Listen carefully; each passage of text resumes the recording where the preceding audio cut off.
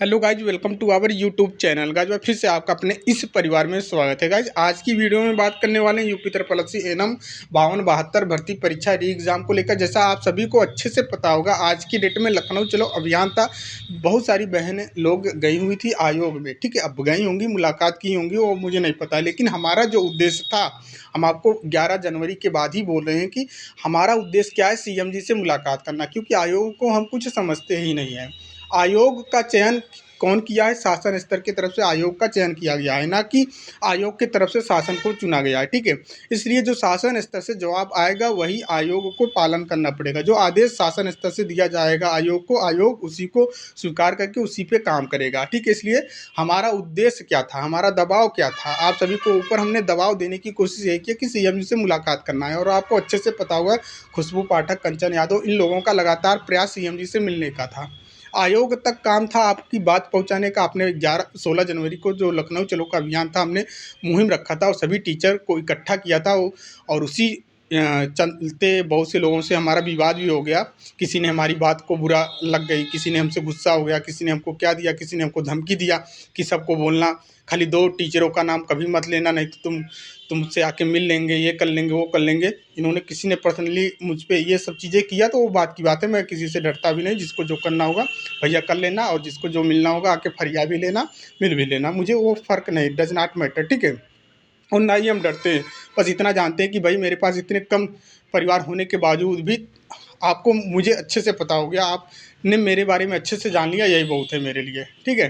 तो यहाँ पे बात हम करेंगे कि आज शाम तक नोटिस आ रही है, तो 100% आपको आज शाम तक नहीं तो कल परसों के डेट तक 100% नोटिस देखने को मिल जाएगा।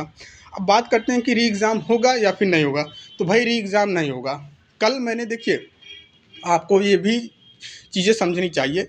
जब आपकी भर्ती नहीं आई थी तब से लेकर और जब भर्ती आ गई अब तक, जो आपको मैंने बातें बताई है सच ही निकली है। कल भी मैंने, अब सीएम जी से मुलाकात हुआ नहीं था, कल शाम को ही मैंने आपको सारा प्रोसेस बता दिया था। अब डायरेक्टली हम भी हर एक चीज़ को नहीं बता सकते हैं कि ओपनली तरीके से ये साथ आपके साथ होने वाला है, बट थोड़ा बहुत इशारा कर देते हैं, तो आपको समझ जाना चाहिए कि सर सही बातें बता रहे हैं। कल ही शाम को मैंने एक मैसेज डाला था, बुरा भी लगा था, आप में से कई कैंडिडेट को बुरा भी लगा था कि क्या बोलूं। देखिए, मैं ये चाह रहा था कि सीएम जी से, अब मुझे पहले से ही पता हो गया था सारी बातें, ये 2 दिन पहले से ही पता हो गया था कि क्या होगा आपके साथ। बट मैं ये सोच रहा था कि आप खुद जाके एक बार सीएम जी से मिलिए और जाके समझाने की कोशिश करिए जो हम बोले, लेकिन वो आप समझाने में नाकाम हुए। ना तो सीएम जी को आपने समझा पाया, ना तो आपने आयोग को वो चीज़ समझा पाया जो हम आपको बताने की कोशिश कर रहे थे, ठीक है। इसके वजह से आपका री एग्ज़ाम नहीं होगा, ठीक है। री एग्ज़ाम नहीं होगा। री एग्ज़ाम के बदले में, अब आप खुश मत होना, ठीक है, कि री एग्ज़ाम नहीं हो रहा है, हाँ, तो हमारा सिलेक्शन ही हो जाएगा। जो लोग 40-45 लेके आए हुए हैं उन लोगों के लिए मैं बोल रहा हूँ, ठीक है। देखिए, री एग्ज़ाम नहीं होगा तो क्या होगा, 35 प्रश्न सभी को दिए जाएंगे। 35 प्रश्न आउट ऑफ सिलेबस आए थे, जीके, कंप्यूटर, ठीक है, नॉन नर्सिंग के आए हुए थे, ये आपको अच्छे से पता है। तो अब फ़ायदा किन को होगा, पहले मैं यहीं पे बात कर रहा हूँ, फ़ायदा किसको होगा। फ़ायदा देखिए, दो लोगों को फ़ायदा होगा। 2 लोगों को फ़ायदा यहाँ पे होगा। पहली बात तो ये फ़ायदा हो गया कि भाई जिन्होंने नंबर ऑफ प्रश्न अटेम्प्ट कम किया है, वो भी नॉन नर्सिंग को टच ही नहीं किया है, फ़ायदा उनका होगा। नॉन नर्सिंग जो, जैसे कि एग्जांपल के तौर पे, ये 100 नंबर का पूर्णांक आया था, 100 नंबर का पेपर आया था। 2 कैंडिडेट हैं, एक कैंडिडेट ने 65 प्रश्न जो नर्सिंग के आए हुए थे केवल उसी को टच किया, एक कैंडिडेट ने पूरा 100 प्रश्न को टच किया, नर्सिंग और नॉन नर्सिंग को पूरा टच किया। तो एक कैंडिडेट ने पूरा सॉल्व किया ये 65 प्रश्न, और ये 65 प्रश्न में से उसके प्रश्न जो बन रहे हैं, करेक्ट हो रहे हैं, माइनस मार्किंग काट कर 40 नंबर आ रहे हैं इस समय, ठीक है। और एक कैंडिडेट ने पूरा ये 100 नंबर का नर्सिंग और नॉन नर्सिंग दोनों को अटेम्प्ट किया और उसके कट पिट कर स्कोर बन रहे हैं 42 नंबर, ठीक है। अब आपको दिखने में लगेगा कि इसका नंबर ज़्यादा बन रहा है तो इसका स्कोर ज़्यादा होगा, लेकिन इसका स्कोर ज़्यादा नहीं होगा, इसका स्कोर इससे भी कम हो जाएगा। वो कैसे?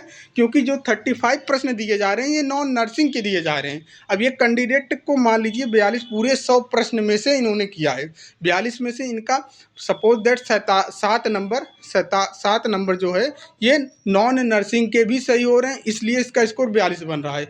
और इसका 40 स्कोर क्या बन रहा है सर? केवल नर्सिंग का प्रश्न अटेम्प्ट किया है तब 40 बन रहा है। तो उस आयोग क्या करेगा, इनको डायरेक्ट 35 नंबर दे देगा कि भाई आपने केवल नर्सिंग का टच किया है, नॉन नर्सिंग बिल्कुल भी टच नहीं किया और नॉन नर्सिंग आपके सही भी नहीं हुए, तो डायरेक्ट इनको क्या करेगा, दे देगा 35 नंबर। तो इनका स्कोर कितना हो गया, 35 और ये 40, ठीक है, 75 हो गया स्कोर, सीधा डायरेक्ट इनका स्कोर 75 हो गया।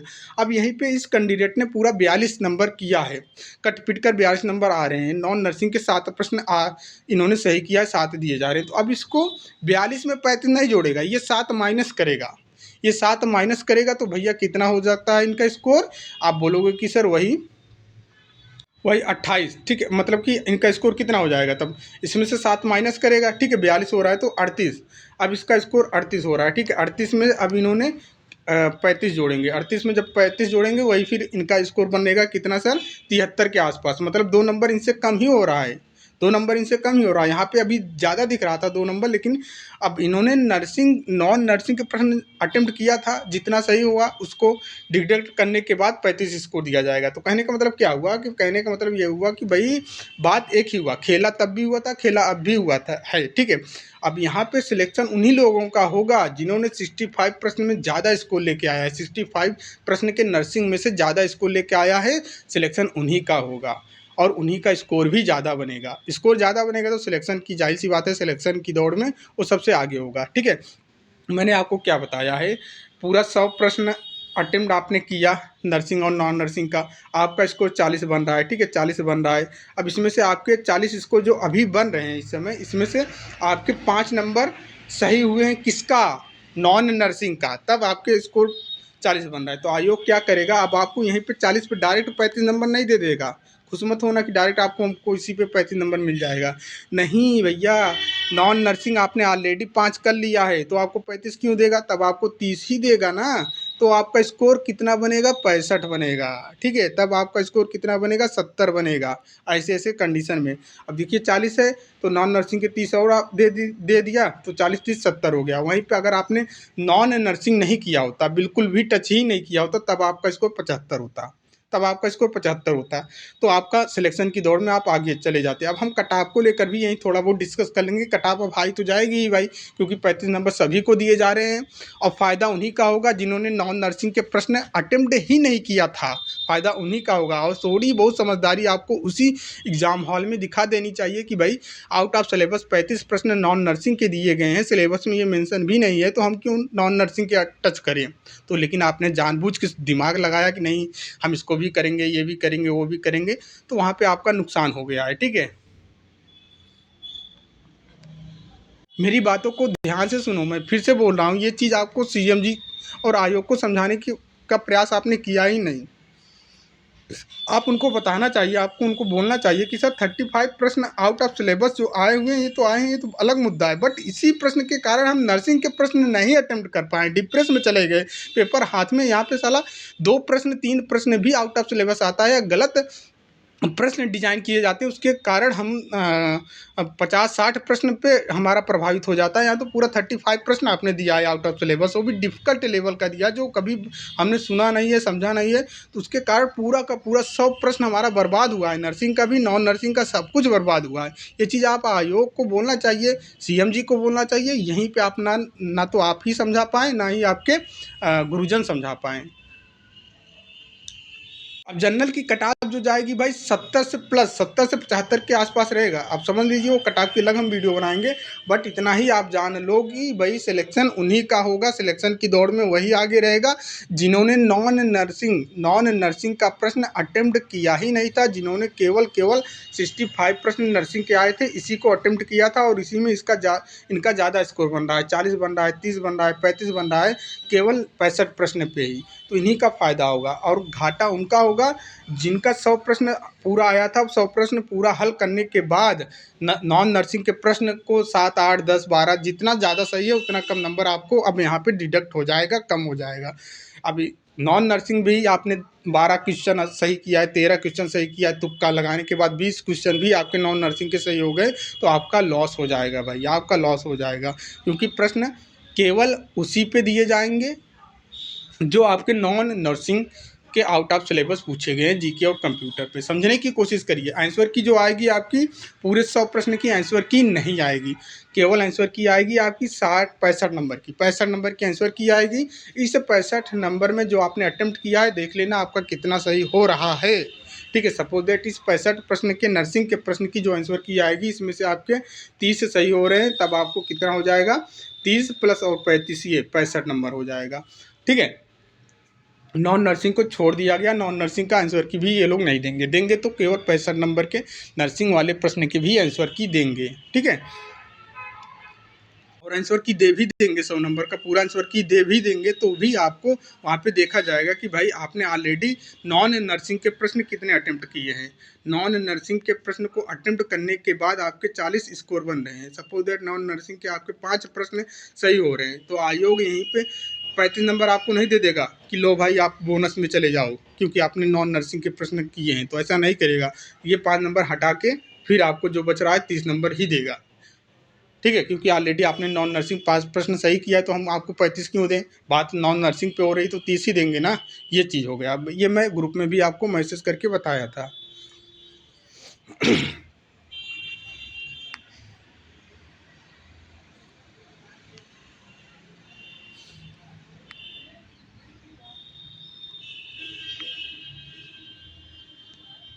ये देखिए मैं कल ग्रुप में आपको ये चीज़ बता के बोल के रखा था।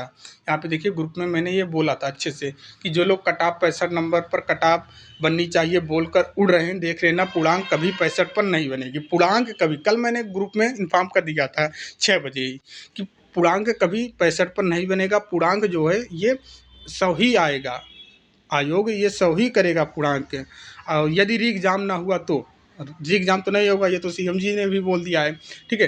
तो 35 नंबर सबको देकर अब ये पैसा जो 35 नंबर आउट ऑफ सिलेबस है ये सबको देगा। अब ये भी मत सोचो कि आपके जितने स्कोर बन रहे हैं उसमें 35 देगा, ये सोचने की गलती मत करना। कल मैंने ये बोला था 35 नंबर आपको नर्सिंग के मार्क्स पे देगा, नर्सिंग के मार्क्स पे, जो नर्सिंग के प्रश्न आपने सही किया है उस पे देगा। मतलब एग्जाम्पल के रूप में भी मैंने कल समझा दिया था, एग्जाम्पल के रूप में भी समझो जैसे अभी एग्जाम्पल के रूप में समझो जैसे अभी यहाँ पे बोला है ना कि जैसे अभी आपके पूरे 100 प्रश्न सब कट पिट कर 30 नंबर हैं, तो आपको इस 30 में और 35 नंबर नहीं जोड़ के देंगे। इसमें आयोग देखेगा आपके 30 नंबर जो हैं उसमें से नॉन नर्सिंग के कितने प्रश्न सही हैं। अगर प्रश्न 5 प्रश्न नॉन नर्सिंग के सही हैं तो 35 के जगह पे आपको 23 ही देगा, ठीक है। अब किसी किसी का नॉन नर्सिंग का 10 भी सही होगा, अगर 10 सही होगा तो आपको 25 दिया जाएगा। अगर आपके नॉन नर्सिंग के 2 ही सही हैं तो आपको 33 दिया जाएगा। तो इसी प्रकार से सबको दिया जाएगा। तो आपका स्कोर 30 प्लस 30 60 हुआ। और यही यदि नॉन नर्सिंग के एक भी प्रश्न सही नहीं है तब पूरा का पूरा 35 देगा, तब आपका स्कोर 30 प्लस 35 75 पूरा 65 बनेगा। मतलब खेल फिर वही होगा जो इस समय है। ये चीज़ मैंने आपको कल ही बोल दिया था और यही चीज़ आपको समझाने का कोशिश करना चाहिए। ग्रुप का मैसेज आप देख के गए होते तो समझा भी देते वहाँ पे, ठीक है, कि सर कहना क्या चाहते हैं। तो चलिए कोई बात नहीं है भैया, आपके साथ नाइंसाफ़ी तो हो ही रही है, इसमें कोई दिक्कत नहीं है। बस अब भर्ती कंप्लीट हो जाए, यही फिर से मैं समझा दे रहा हूँ, ठीक है, फिर से मैं समझा दे रहा हूँ क्या होगा आपके साथ। देखिए मैंने आपको क्या बताया, 2 कैंडिडेट हैं, ठीक है।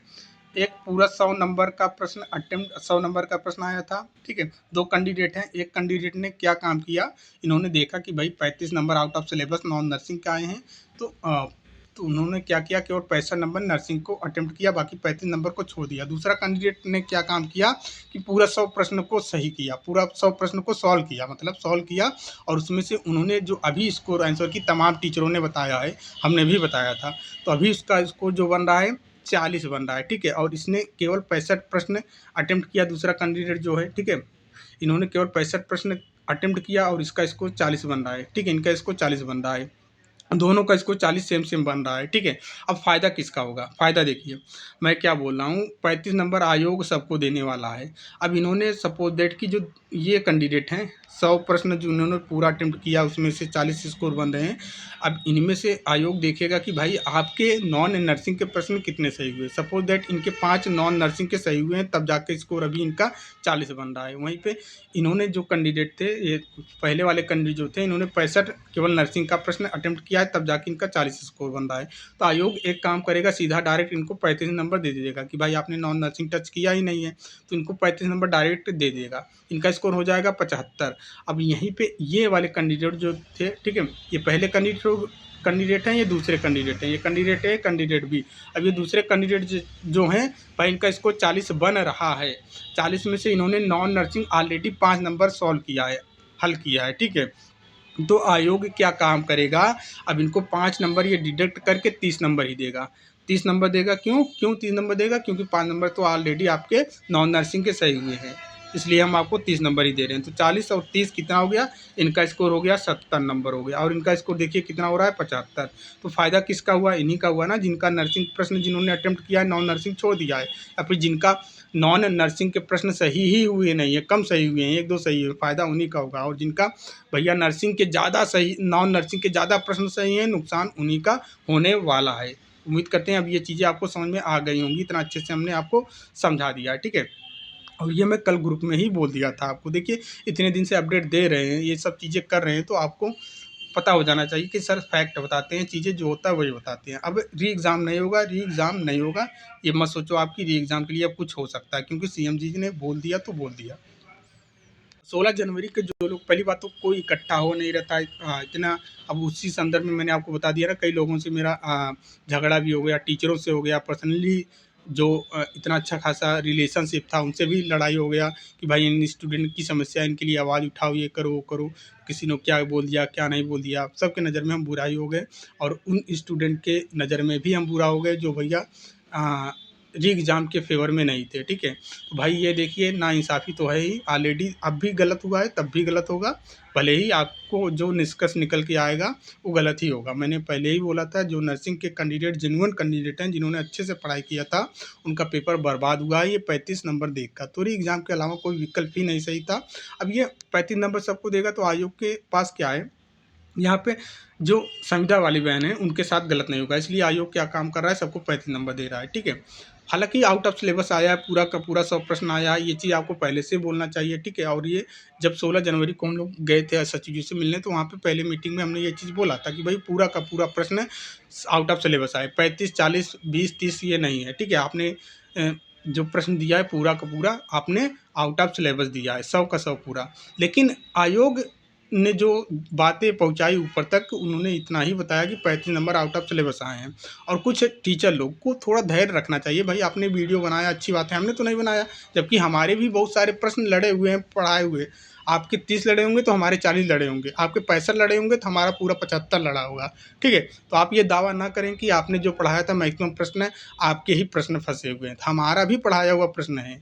आपने 6 सालों से पढ़ा कर वो प्रश्न फंसाया है, केवल हमने केवल 1 सालों में पढ़ा के आपसे ज़्यादा प्रश्न फंसा दिया है, ठीक है। आपने 1000 वीडियो अपलोड करने के बाद 65 में से 50-60 प्रश्न फंसाया है, हमने केवल 100 वीडियो ही अपलोड करके उतने सारे प्रश्न आपसे ज़्यादा फंसा दिए हैं। तो आप ये चीज़ों आपको भी सोचना चाहिए कि आप ये चीज़ बना रहे तो इंटेंशन क्या जाएगा, आयोग को क्या जाएगा, फिर आयोग क्या सोचेगा, यही सोचेगा ना कि भाई आपके 65 नॉन नर्सिंग के आए हुए हैं, आपके सिलेबस से आए हुए हैं, क्योंकि टीचरों ने पढ़ा के रखा है, तो आयोग आपके फेवर में री एग्ज़ाम के फेवर में रिजल्ट देगा। थोड़ा कॉमन सेंस से ये चीज़ें हैं। वहीं पे मैंने चीज़ें बोला तो भाई हम ही को सब कॉमन सेंस समझा रहे हैं, हम भी तो दिखा सकते हैं भाई।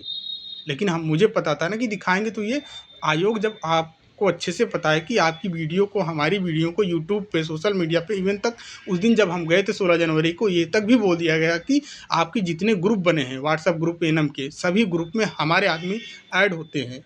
शासन की तरफ से बोला जा रहा था ये चीज़ कि ऐड होते हैं, उनका यही काम ही है कि हर एक ग्रुप की निगरानी करना, ग्रुप में क्या हो रहा है, तो उसी से जानकारी हम लोगों को मिल जाती है कि क्या होगा, धरना कहाँ होगा, कहाँ पे प्रोटेस्ट होने वाला, ये सब चीज़ हम लोग वहीं से जानकारी निकाल के फिर अपनी व्यवस्था पहले से तैयार करके रखते हैं। ये चीज़ बोले थे भाई, वहीं पे बोले थे, आप लोगों को नहीं पता होगा, ठीक है। लेकिन जो गया था, परेशान हुआ था किसी तरीके से रिक्वेस्ट किया था मिलने का, ठीक है, सचिव जी से, तो ये सारी चीज़ें वहीं पे क्लियर हो गई थी, बातें पता हो गई थी। सोशल मीडिया पे क्या चल रहा है क्या नहीं, ये सब एक्टिव रहते हैं, सब देखते रहते हैं, ठीक है। पर्टिकुलर 2, 3, 4 लोगों को क्या, सैकड़ों लोगों को ऐसे ही ड्यूटी पे रखा ही जाता है कि भाई देखते रहो इनके चैनल पे क्या हो रहा है क्या नहीं हो रहा है, इनके ग्रुप में क्या हो रहा है क्या नहीं हो रहा है। कि आदमी ऑलरेडी ऐड हो जाते हैं और उनको ये सारी चीज़ें पता होती रहती है कि अब बताते कमेटी का रिपोर्ट आने के बाद बताते दिखाते कि आपके इतने प्रश्न फंसे थे, इतने नहीं फंसे थे, तो ये अच्छी बात थी। ठीक है, तो उम्मीद करते हैं सारी चीज़ें आपको क्लियर हो गई होंगी। देखिए, री एग्ज़ाम नहीं होगा, री एग्ज़ाम नहीं होगा। आज शाम तक नोटिस या फिर कल परसों तक नोटिस आपको देखने को मिल जाएगा कि भाई ये चीज़ें हुआ, और आंसर की भी आ जाएगी। डीवी के लिए कट ऑफ मैं आपको बता ही दिया हूँ, डीवी को लगभग सबको बुला लिया जाएगा, क्योंकि 6 गुना बुलाते हैं। ठीक है, जितनी भर्ती है उसके 6 गुना डीवी के लिए बुलाया जाता है। तो 6 गुना लगभग वही 30,000 35,000 होते हैं कैंडिडेट, उतना ही एग्जाम ही दिए हैं। तो डीवी के लिए सबको बुलाया जाएगा। खुश मत होना, डीवी का कट ऑफ आएगा तो खुश मत होना कि आपका सिलेक्शन ही हो गया। डीवी के बाद भी छांटते हैं, क्योंकि 6 गुना बुलाते हैं। ठीक है, एक ही गुना उनको लेना है, जितनी भर्ती है उतना ही फाइनल सिलेक्शन लेना है। तो डीवी का कट ऑफ अभी अब 1 से 2 महीने में आपको आ ही जाएगा। डीवी भी 1 से 2 महीने में करवा ही लिया जाएगा। फाइनल भी आपका, अब देखिए, कोर्ट में जाने का भी कोई मतलब ही नहीं है। अगर कुछ लोग अब सोच रहे हैं कि कोर्ट में जाएंगे तो हमारा निष्कर्ष निकल के आएगा, तो ये गलत फहमी में मत रहना।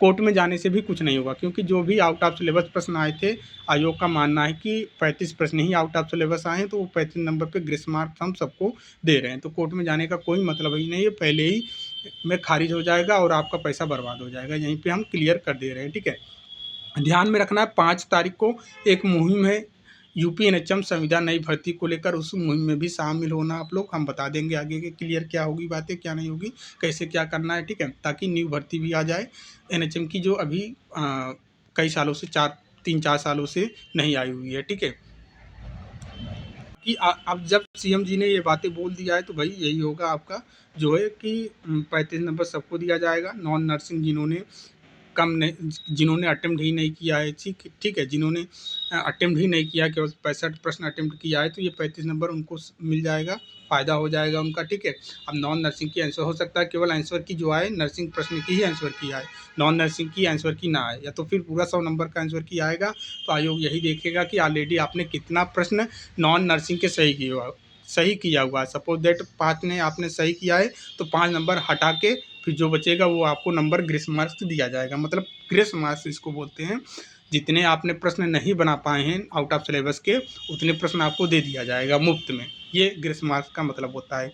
अब आप 35 नंबर आउट ऑफ सिलेबस आप पूछा गया है, तो 35 में से आपने केवल 5 ही किया है, तो 5 ही सही किया है, तो आपको 35 पूरा नहीं देगा, 30 ही देगा। ठीक है, तो फ़ायदा उन्हीं लोगों का, मैं फिर उसे बोल रहा हूँ, फ़ायदा उन्हीं का होगा जिन्होंने नॉन नर्सिंग के प्रश्न ज़्यादा सही किए हुए हैं। सिलेक्शन की दौड़ में वही आगे रहेंगे। उम्मीद करते हैं सारी चीज़ें आप समझ गए होंगे। तो मिलते हैं नेक्स्ट वीडियो में, तब तक के लिए जय हिंद, जय भारत।